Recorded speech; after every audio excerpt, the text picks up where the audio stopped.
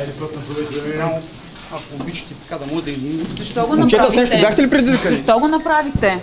Защо го направите? Той предизвика ли ви? Отвърна ли ви с нещо? Той започна ли или вие започнахте? Как ще коментирате? Давай. Момчета, възможно да се защитите имате. Мине така малко. Чувствате ли вина? Само това кажете. Вашата гледна точка ви дава възможност. Много неща се изписаха, много неща се казаха. Протести знаете, че има. Само това ви питам. Какво става? Вие може да отговорите. Чувствате ли вина за нещо? Кой започна първи? Вие също сте участвали там в сбиването, искали сте да ги разтървете, така ли? Не е верно. Добри хора ли са?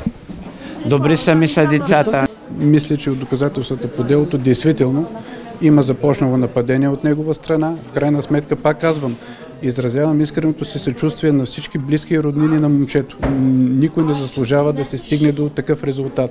Но, ако колата си беше отминала и той не се беше спрял, по някакъв начин, излизайки от колата и тръгвайки към тях, смятате ли, че щеше да се стигне до такъв инцидент? Кой е нанесъл първия удар? Това ме интересува. Според техните обяснения, както вече казах, той е нанесъл. В крайна сметка, единият от тях е бил ударен с юмрук в областта на челото. След този удар те започват да го удрят.